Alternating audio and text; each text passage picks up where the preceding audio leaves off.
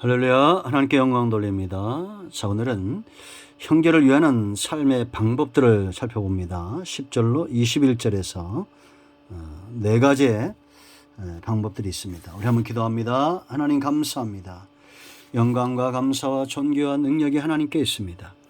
로마서의 말씀들을 통해서 우리가 구원과 삶에 대해서 분명히 깨달아 알듯이 성도들이 이 땅에서 보여야 될 삶의 원리들에 대해서 눈이 떠지고 그러한 삶들을 감당할 수 있는 은혜가 있기를 원합니다.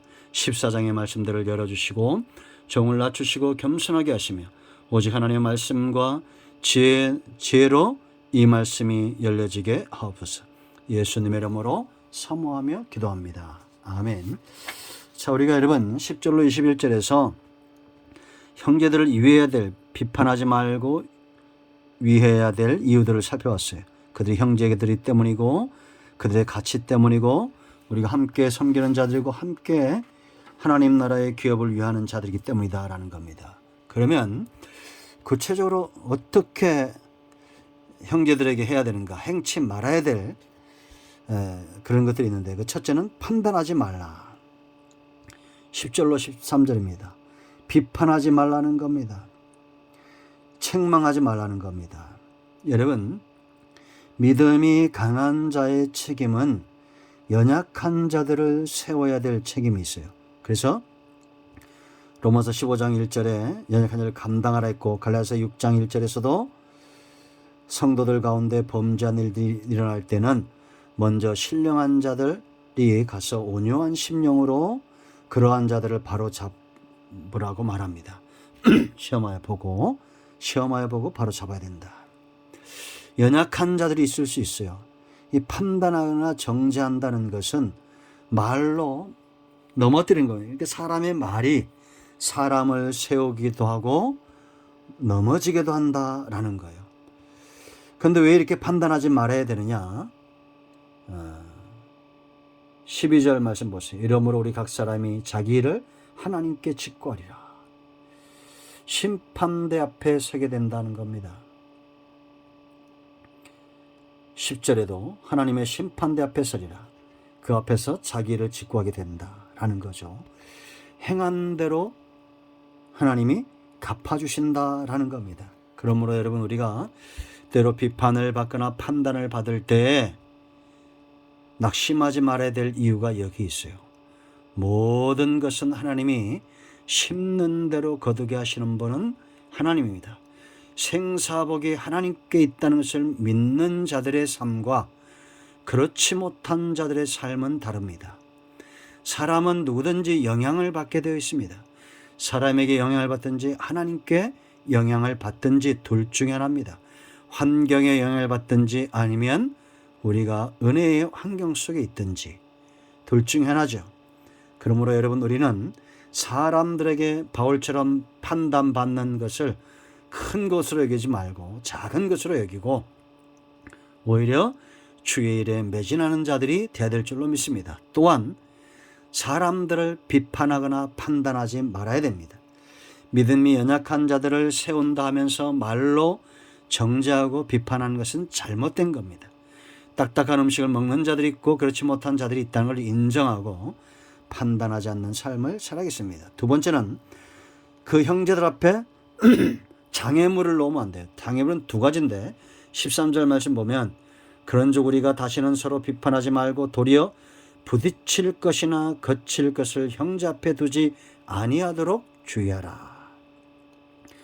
우리가 길을 가다 보면 장애물이 있죠. 장애물인데 자연적으로 생긴 장애물이 있고 사람들이 놓아둔 장애물도 있어요. 부딪힐 것은 자연적으로 생겨나는 그런 어떤 신앙 속에서 나타나는 영적이고 신앙적인 장애물들도 있을 수 있어요. 그리고 하면 거칠 것은 일부러 의도적으로 장애물을 만들 수도 있다는 겁니다.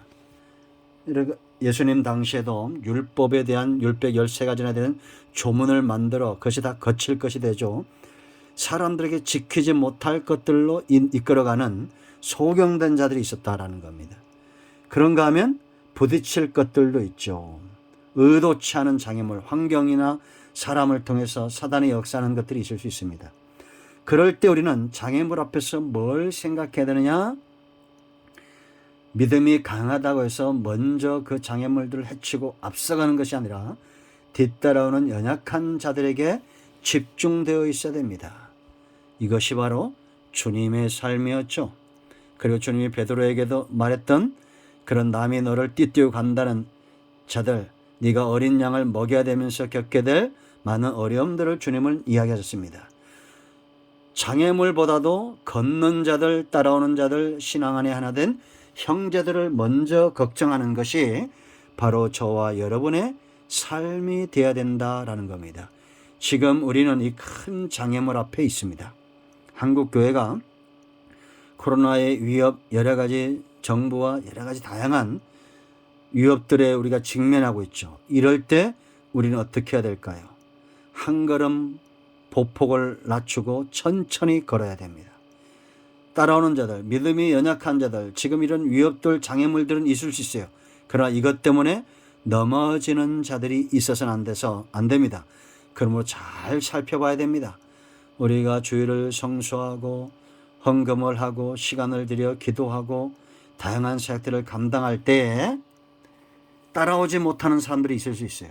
그들에게 집중해야 됩니다. 특별히 목사나 장로님이나 권사님들, 리더들은 더 수고해야 됩니다.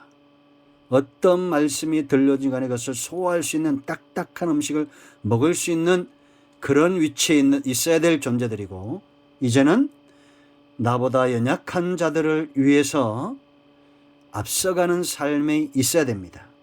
그러지 않겠습니까?